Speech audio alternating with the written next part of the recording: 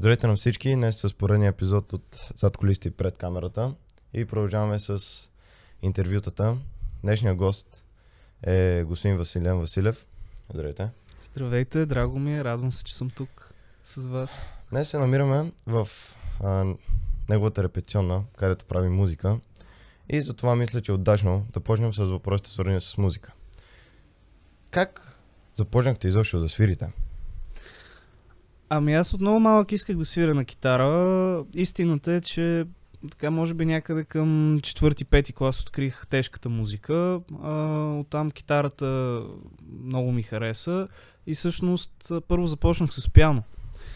След 5-6 години уроци на пиано аз започнах да се уча сам на китара. Просто в един ден реших, че е дошъл момента. Една година бях самоук, след това отидох на уроци. Там се запознах с хора, с които направихме първите ми банди и някак си така вече повече от 10, бих казал даже колко 13 години вече се занимавам полупрофесионално, професионално. Последните 3 години съм и преподавател по китара също. Това може би малко ученици го знаят в училище. Да, аз лично го знам. Продължаваме с една тема, която е свързана с музиката, но и с философията. Mm-hmm. Защото преподавате по философия. Има ли връзка музиката с философията? Бандите имат ли идеология, имат ли философия? Защото знаем, има банди като Rage Against the Machine, които са свързани с някакво, точно те с антинационалистическо движение. Mm-hmm. Да, тук мисля, че две взаимовръзки можем да намерим. Едната все пак е свързана с изкуството като цяло и това, че то носи свое послание, то е форма на това ние да изразим себе си, как се чувстваме, как възприемаме света и особено по-младите хора, тинейджери, но и хора бих казал и на моята възраст. В 20-те си години всъщност имат нужда и да не се съгласят с някакви неща около тях и да, музиката, изкуството като цяло е форма на бунт и то носи тия послания. Аз дълги години съм бил част от underground музикалната сцена, нали, която има най-различни артисти, жанрове. Нали, ние винаги, ето да кажем, вчера имахме протест за това да запазим едно от най-важните и стари български студия, Балкантон. Иначе другата връзка с музиката, разбира се, тя е малко по-теоретична, тя е свързана с математиката. Тоест, още древните питагорейци казват, че всичко е направено от числа, числата са същността на света и не просто числата, а връзките между тях, т.е. хармонията. Нали, те си представили космоса, света като някаква хармонична цялост и нали, т.е. самия космос е нали, някаква комбинация от прекрасно звучащи хармонии.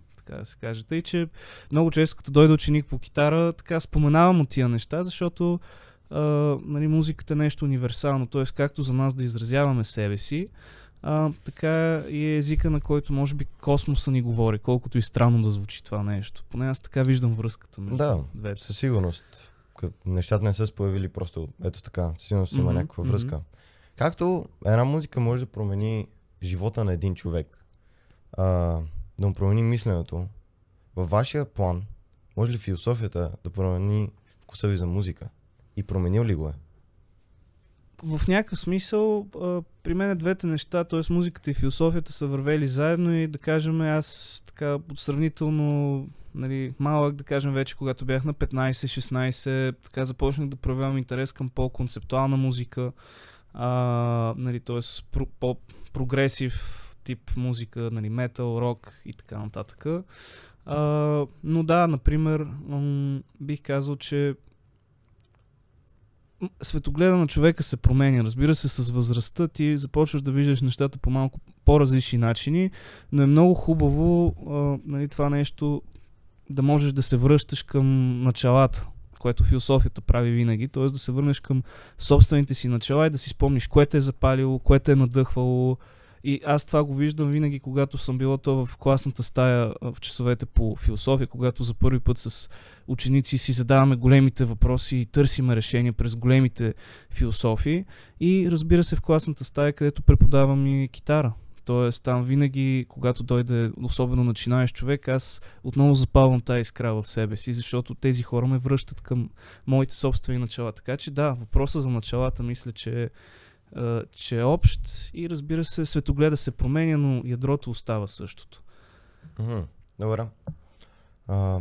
Всеки човек има една песен, която когато я слуша, си казва, това е просто живота ми. Тип саундтрак на някакъв филм. Знаем, има песни, които когато ги чуем, ги свързваме с някой филм.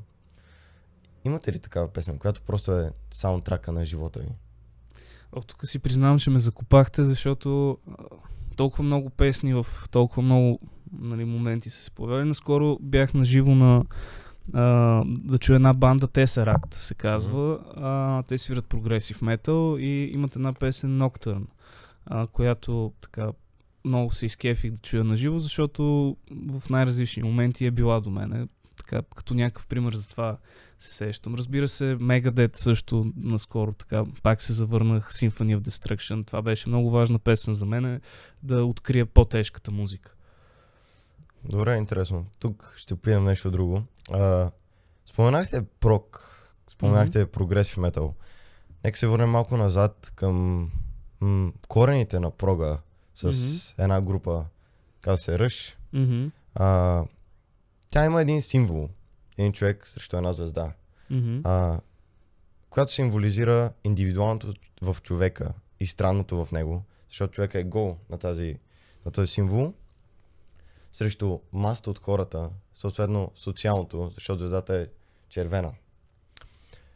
Бихте ли казали, че индивидуалното в човека трябва да се изправи срещу масата, както са направили Rush? В някакъв смисъл да, и за мен разбира се, индивидуализма обаче минава през изграждането на чувство за заедност, за общност, защото там, където човек е заедно с други хора, където те могат да обменят идеи, където могат да говорят помежду си спокойно, да могат да се критикуват взаимно, там всъщност имаме една среда, която благоприятства всеки да бъде себе си, всеки да бъде уникален с това, което е, без да бъде съден. И аз съм изключително щастлив, че в училище вече 4-та година успяваме да постигнем такава среда в кръжока, работилница за философски идеи. И смятам, че това е много важно, хората на вашата възраст да могат заедно да извървят този път към изграждане на себе си. Разбира се, ние знаем от психологията и философията, че човек непрекъснато се разгръща, непрекъснато се развива, трансформира се, но това ние да може да обменяме опит, това е много ценно и мисля, че това е смисъла на училището и се боря моите часове да са нещо такова. Да, това и аз съм го забелязвал. Добре, поговорихме за музика, можем да говорим още доста, така е. точно ние двамата, но нека отидем към философията. Както сте се запалили по музиката, 100% по някакъв начин сте се запалили по философията. Какъв беше той? Това беше едно много огнено и бурно запалване. Ами откъде бих почнал? Бих почнал от моите учители. Аз съм завършил класическата гимназия или НГДЕК, Националната гимназия за древни езици и култури. Там имах прекрасни учители. За съжаление, някои от тях вече не са сред нас. Вчера така даже си мислих, че може би един от най-знаковите учители, които сме имали, са в основата на това аз да стана преподавател. Тоест, как започна цялото нещо с философията? Имах една много страшна, в началото беше страшна, учителка по литература и тя много ни насърчаваше да изказваме наши мнения. Аз в 8-ми клас бях заек и бях много притеснителен да изказвам свои мнения и така винаги, когато има някаква дискусия, се включвах накрая, повтаряйки това, което другите имам да кажат.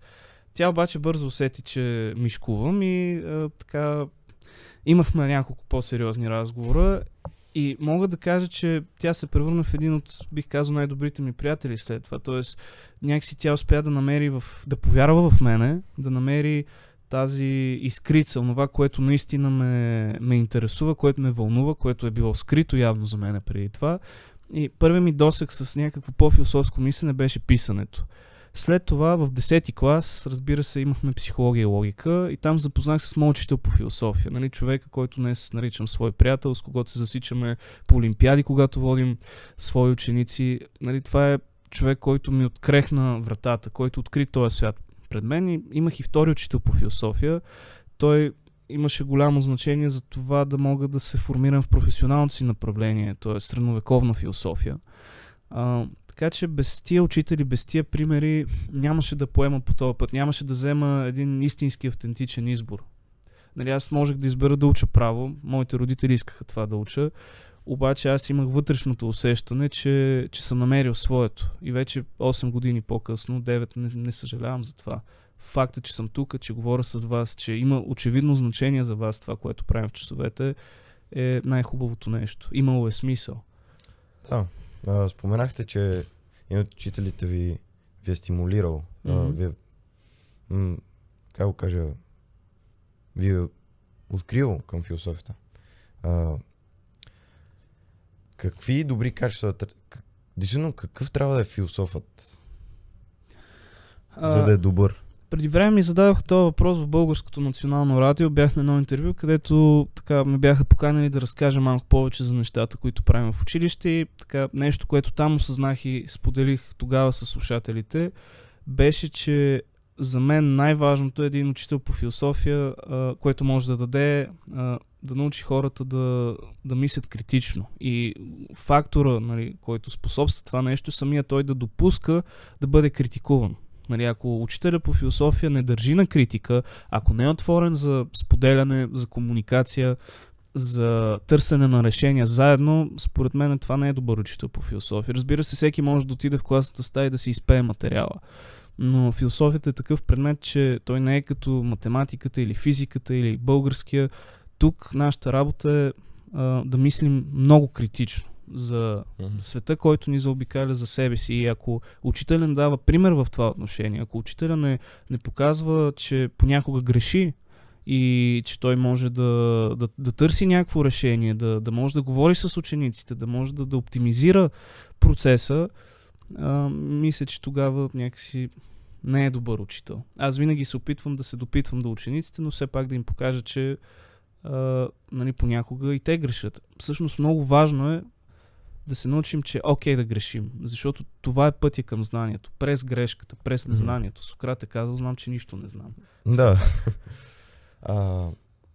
Бихте ли казали, че това ви стимулира да продължите да упражнявате професията си?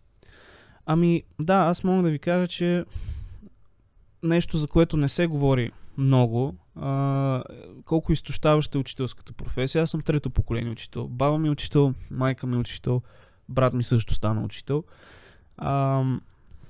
Мога да кажа, че тази професия дава много, но и взима много от тебе. Обаче от друга страна си заслужава най-вече, ето бих дал един пример. В момента имам два страхотни профила в 12 и в 11 клас, но хората от 11 клас профила, част от тях са били в кръжока, т.е. това е дало нещо хубаво за тях и тези хора са толкова енергични, толкова готови да експериментираме заедно с философията, че в един момент аз отивам там, давам много енергия, те ми я връщат двойно и това ме мотивира аз да я върна към тях обратно тройно. И това е може би най-хубавото нещо. Ако примерно през деня са се случили някакви неща, някой ученик е закъснял, имали сме някакъв конфликт за оценки или някой родител, нали, това са тривиалности, случват се тия неща.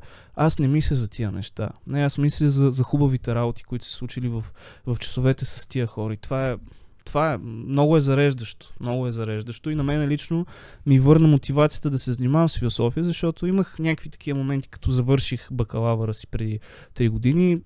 На къде искам да поема? Това ли е моя път? Определено това е моя път. И е хубаво, че мога да го споделям с вас. Да, обратната връзка е доста важна и според мен като ученик, нали? Водите профил, имате кръжок, водите и него. 100% имал някой ученик, който е дошъл и ви е питал: господине, дайте ми една книга да прочета. Философска. Коя би била тя? Която му давате всеки път? Различно. Аз по принцип имам много голяма философска библиотека, която, както казваше моят професор Цочо Бояджиев, нали, човек не може да си прочете всички книги, които е натрупал. Нали, затова знанието, което съм натрупал, го давам. Сега напоследък една книга, която повече давам на ученици, е на Йозеф Бухенски "Пътища към философията". Това са едни лекции, които той е чел в едно радиопредаване, които са направени на максимално достъпен език. Между другото, книгата беше издадена от Фондация Комунитас, заедно с моя научен ръководител професор Каприев я представихме в Софийския университет. Имаше и доста ученици тогава дойдоха. И мисля, че това е много хубава книга да се започне. Много достъпна и се разглеждат всички основни философски теми, но за мен е много важно това да мога да насърчавам учениците по най-различни начини. Дали ще е с препоръка за някоя книга или директно да им дам книгата, дали ще е препоръка за филм. Честно казано, на мене ми се беше случил имах един такъв случай. Дойде една ученичка, тя сега е в 12 клас, бях и дал едни книги и ми каза: господине, тия книги ми промениха тотално начина, по който мисля. Това е, мисля, че най-големия успех. Ако трябва да съм честен с вас, ако утре стане така, че не мога повече да бъда учител в 19-то, аз все пак знам, че за тия 4 години съм имал голям успех. И този голям успех сте вие.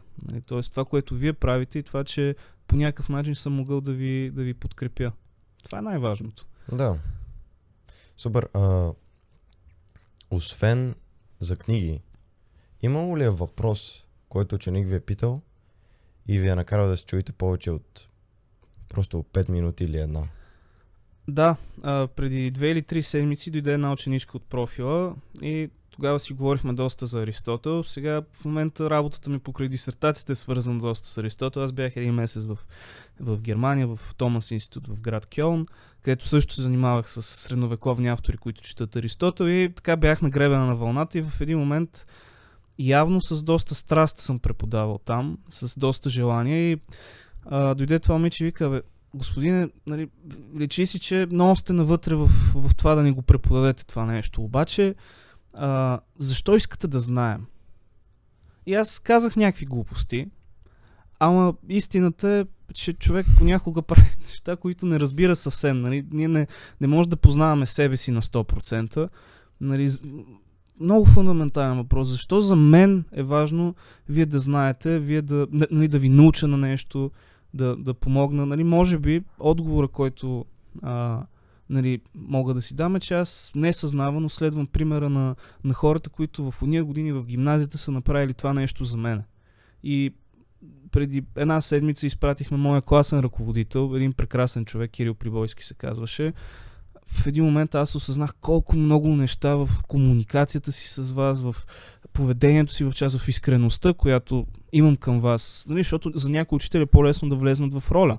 Дали ще е ролята на много строгия даскал, дали ще е ролята на приятеля на учениците. Нали, аз имам и двата моменти, понякога се получават, понякога и не, но съм на 100% искрен с вас. И това е нещо, което съм взел от този примерта.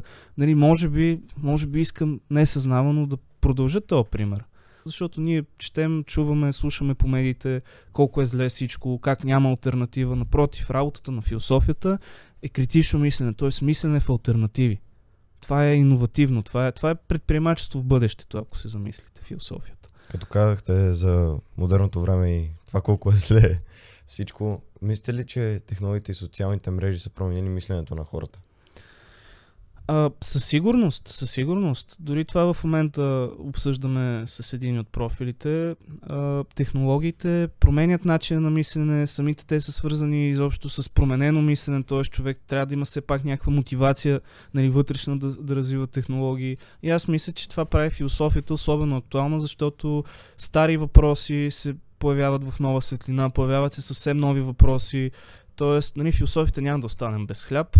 Но дори човек да не се занимава професионално с философия, аз мисля, че тя може да е много ценно средство, инструмент, ориентир. Тоест би могла да ни помогне да се навигираме в тази сложна съвременност, в която всички ние живеем. И която е много непредсказуема. Никой не знаеше за COVID, никой не очакваше да се случи война в Украйна. Това, което се случва в ивицата Газа също, нали, не го очаквахме, че ще се случи и ще ескалира по този начин. Доналд Тръмп, втория мандат и така нататък. Тоест има много неща, които са непредсказуеми и ни трябват ориентири. Нали, разума е нещо, което не трябва да отхвърляме, нещо, което трябва да следваме. Mm-hmm. Има ли философски въпрос, на който все още не може да отговорите? Всичките. Въпроса за истината, за смисъла, за кой съм аз. Да, имам накъде пред отивам. нещо по-простичко. Който не мога да си отговоря. Защото мисля, че това всеки се пита. Ами, може би един въпрос, който мене особено ме движи, е какво може да правим с философията. Нали, за мен философията не е просто знание, теоретично знание, обща култура. Разбира се, тя и това в някакъв смисъл. И ние не си даваме сметка как философски открития, идеи, понятия, концепции оформят нашето ежедневие, нашето разбиране за самите нас, за нашите права и така нататък. Но моя въпрос, който ме води, е какво може да правим. Тоест философията е нещо, което е практическо. Нещо, което, както казах, е ориентир. И моята професионална, нали, занимавка е свързана с история на философията. Средновековна, антична, съвременна философия. За мен историята е така поле, в което може да видим какви възможности са били изпробвани и не са се получили, какви възможности са пробвани и са се получили, какви възможности никой още не е пробвал. Нали, за мен е това иновативното, да откриваме, да експериментираме. То е много важно и може би, защото все пак съм и музикант и, нали, занимавам с изкуство, някакси по този начин гледам и на философията като експеримент, като сътворяване на нещо и разбира се е нещо готино, когато го правим заедно. Нали, както и Сократ казва, нали, приятелството е в основата на търсенето на стремежа към истината. Така, последен въпрос, свързан с философията, поне за сега. Ако имаше един философ, с който, с когото искате да дискутирате някоя тема, кой би бил той? Световно неизвестен за учениците в училище Мартин Хайдегер. Един от бащите на екзистенциализма. Така, понеже беше, може би, един от най-важните за мен автори, с които се сблъсках още в 12-ти клас. Беше доста важен и за есето, което написах на националния кръг, който спечелих на Националната олимпиада по философия. Така че, може би да, може би с Мартин Хайдегер би било интересно да дискутираме. Имам някои несъгласия. Със сигурност. Има и доста хора, които не се съгласяват с философията постоянно, така че е нормално. Преминаваме към тема, свързана с личния ви живот. Ако не се занимавахте нито с философия, нито с музика, с какво бихте се занимавали? Вие в дълбокото. Поне щяхте да се занимавате. Да. Ами, първоначалният план беше право. И, нали, аз споменах, че имахме много голям конфликт с нашите. Включително вече в един момент те бяха приели, че... Тоест не бяха приели, разбира се, че ще уча философия. В смисъл, аз им го трапосах. Те, разбира се, майка ми тогава настояваше. Ето, да, ти можеш да запишеш философия, ама примерно и право в Благоевградския. Викам, жена, моля ти се. Нали, за мен беше доста трудно да им се докажа, нали, но в крайна сметка успях и видяха, че е важно човек сам да си отъпче пътя. Но какво бих правил? Истината е, че не знам. Нали, правото аз исках да го избера не заради самия себе си, защото някак си бях натрапил по-скоро чуждите очаквания към мен. Това, разбира се, човек в гимназията, докато е все още, нали, в 12-11 клас като цяло, тия въпроси почва да си ги задава много. Тоест, кое идва от мен наистина? Кое аз наистина искам? Разбира се, човек и на 25 може да си ги задава тия въпроси и на 50. Но не знам на къде щеш да ме тласне живота. Аз мисля, че така моите учители откриха в мене може би това желание, до някъде талант, но и някакво желание, усърдие по-скоро, да работя нещо свързано с писане. Нали, т.е. пак създаване на нещо, нали, може би литература, поезия, аз също пиша и поезия, може би нещо в тази посока, хуманитарно и свързано с писане. Може би щях да уча някоя филология, например, класическа. Все пак съм учил латински, старогръцки, нали, все още имам страст към тия неща и т.е. даже професионално се занимавам с тях. Нали, може би все пак в сферата на хуманитаристиката щеше да бъде моята насоченост със сигурност. Интересно. Като заговорихте за миналия ви вас, с кого бихте говорили? С бъдещия ви вас или миналия? Ами, това е много интересен въпрос, защото ако трябваше да говоря с миналия аз, това означава, че аз щях да влезна малко или много в ролята на човек, който вече имал този опит и нали, малко като родител, нали, т.е. имам вече този опит, извървял съм пътя и сега ще ти покажа шорткътовете, нали, т.е. как да скъсиш разстоянията, как да избегнеш някои грешки. Но мисля, че това не би било правилно, не би било честно към самия мен, нали, защото аз все пак още в 12-ти клас осъзнах и тогава така казах на нашите с цялата сериозност, която имам, че е хубаво, когато на човек му се помага да извърви пътя си, обаче това е неговия път и той все още не е извървян. И един човек може да го извърви. Това си самия ти. От друга страна, ако трябваше да говоря с бъдещия аз, честно казано, не знам, предпочитам по-скоро да имам тая несигурност в живота какво ще се случи. Днеска може да е едно, утре може да е друго. Нали, това е свързано и с някакво усещане за свобода, но и за търсене. Нали, тоест не бих искал да видя някаква вече готова версия на мен, която ми казва как стоят нещата. Да, относно това с ходенето по някакъв път и минаването през него, вчера в часа по философия, докато гледахме Матрицата, точно това споменах, че ти можеш да знаеш какъв ще ти е пътя, по който ще минеш. Но дали ще минеш по него, не се знае. Да, ти имаш свобода, имаш избор. И той може да е автентичният, т.е. ти да избереш за себе си или да избереш това, което вече някой друг е избрал за тебе, независимо дали го осъзнаваш или не.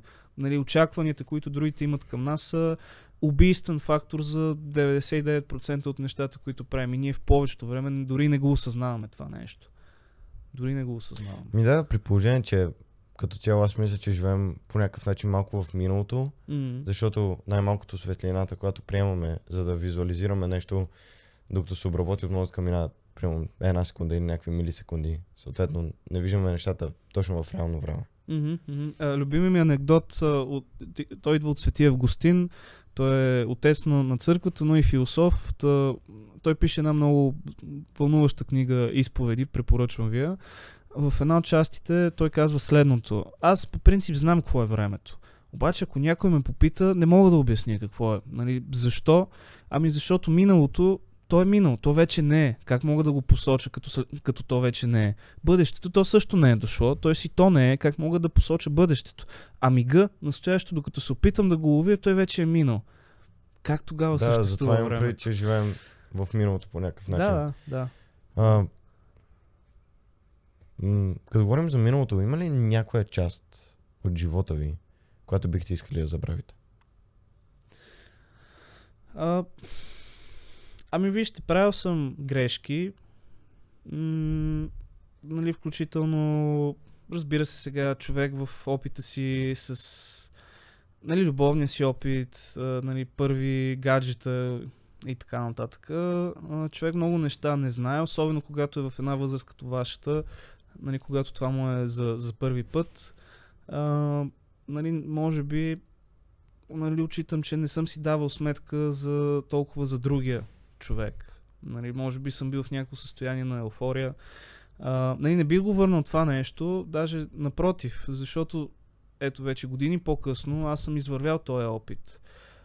Но да, има много неща, които се случват, които човек обикновено след това си казва: защо го направих по този начин? Или можеше да е по друг начин, или аз съм много глупав. Човек не трябва да съжалява, аз не съжалявам за нищо. Нали, имало е възможности, нали, понеже тук за личен живот говориме, да съм бил с хора, които всъщност е много по-добре, че не съм бил с тях никога. Нали, това вече и в студентските години, нали, говоря и като връзки, и като приятелства. Нали, живота е пъстър и по-скоро за мен е важно човек да може да има рефлексия, т.е. да се връща към миналото, нали, да не се срамува. Да анализира, да не се срамува от себе си. Това е лошо. Защо? Нали, това ти си го направил с тогавашния ти опит. Сега от опита, който имаш, ако си извлякал поуките и уроците, няма да мислиш по този начин. Нали, няма да влизаш в една и съща река два пъти, както казва Хераклит. Аз имам така начин да мисля, че когато нещо се е случило, било то за добро или зло, е един тип подарък. Когато, примерно, не си среща с някакъв човек или не се случи нещата с него, това е един вид подарък. Може би наистина е по-добре, че не е станало, колкото да стане. Ами вижте, аз, нали, това осъзнах преди време, че, нали, срещите с хората в нашия живот, те взимат от нас нещо и нали, ни дават нещо. Нали, ние сме пъзелчета, които постоянно се наместват, постоянно дефинират ново своите контури, така че да, хората взимат и ни дават. И това е хубавото на живота. Нали, това е нещо, което трябва да приемем с благодарност, със сигурност. Със сигурност, като казахте за това да се срещаме с хора, мислите ли, че има някакъв вид съдба? Това е много сериозен философски въпрос. Да, със сигурност. Дали има съдба или то е си предопределеност или човек свободно избира. Обикновено двете позиции се разглеждат по такъв начин, че едното отхвърля другото. Аз мисля, че по-скоро има щастливи случайности. И нали, по-скоро сякаш повече вярвам в свободата на човешкия дух сам да избира. Но от друга страна трябва да сме наясно, че има много фактори, които не зависят от нас. Нали, ние се раждаме в една култура, в традиция, социален контекст, политическа ситуация, в социална среда, в определено семейство, с определени ценности. Нали, ние си ги носиме тия неща. Ние може да станем съвсем друг човек, но тези неща ни изграждат и нали, те са част от нас. И нали, всъщност това са всички тези други хора, които разбира се са отделни от нас, обаче които са част. Нали, семейство, близки, приятели. Нали, ние си ги носим със себе си. Независимо дали сме тук или някъде другаде. Това е част от нас. Относно това да вървиш напред, има ли нещо, което като се събудите или през целия ден, освен учениците понякога, ви вдъхновява? Мотивира или нещо, което ви разочарова? Ами, това, което по-скоро бих почнал с разочарованието, това, което ме разочарова е безразличието. Нали, то е на много нива в нашето общество. То е, нали, виждам го и в класната стая. Нали, и въпреки, че със всяка следваща година в училище аз все повече усвоявам занаята и по-комфортно се чувствам, по-лесно ми става, не се чувствам толкова уморен от неща, които трябва да направя през деня, все пак има една доста понякога трудна за осмислене емоционална умора от безразличието и аз не виня учениците за това. Нали, в някакъв смисъл вие попивате това, което е около вас и това даже ме мотивира да дам повече от себе си, за да покажа, че в училище ние може да изградим една друга среда, която е позитивна, която утвърждава различието, приема уникалността на всеки един и това, че ние може да се стимулираме заедно, да се провокираме заедно, да се развиваме. Но може би ако има някаква мисъл напоследък, така доста повече в момента съм инвестиран в това да се занимавам с музикалните си неща. Имам солови ми проект Tenebris. В момента работи по някакви отделни мои си солови песни, които са, нали, надявам се да реализирам албум в рамките на тази или другата година. Нали, в момента и някакви други неща се очертават, видеа и други. Така че нали, това ме стимулира, нали, доста напоследък. Да създавам. Тоест, много искам в момента да създавам. Нали? Не съм в такава позиция в живота си, че да съм на инертно място, където просто да седя и нищо да не се случва. Нали, в момента имахме и проекти с културния център към Софийския университет, свързан с годишнина от падането на Берлинската стена. Част от дискусиите по проекта ги направихме в училище, конкурс направихме за това нещо. Нали, ето това е хубава възможност да се запозная с нови хора. Нали, виждам, че в последната една година понеже доста хора ме питат, какво мога да правиш с философия, освен даскал и преподавател в университет. Виждам, че последната една година много хора започнаха да ме търсят връзка с най-различни проекти, които не са свързани пряко с университета, т.е. академични, но хората виждат в мен, нали, философ, т.е. критично мислещ човек, образован човек, но и човек, който има опит вече в училище, който е постигнал нещо, който има различна свежа гледна точка за нещата.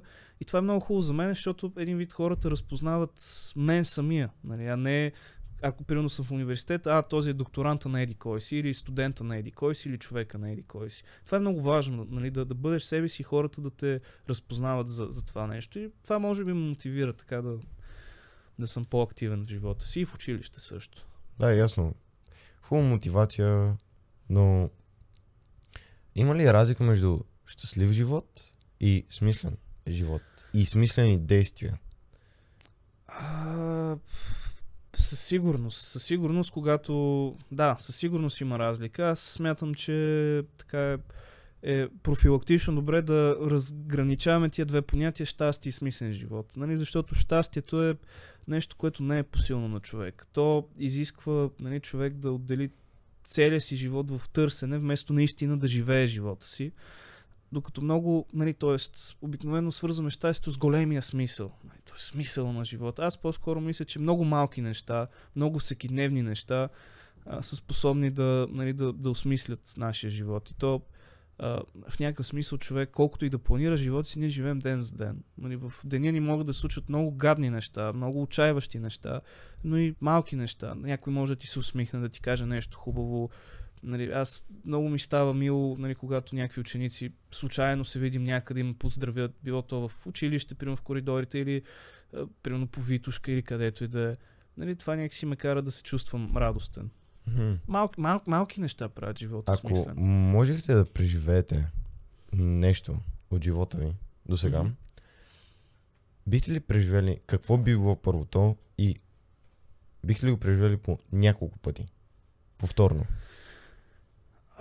Освен това да свирите всеки ден и концерти.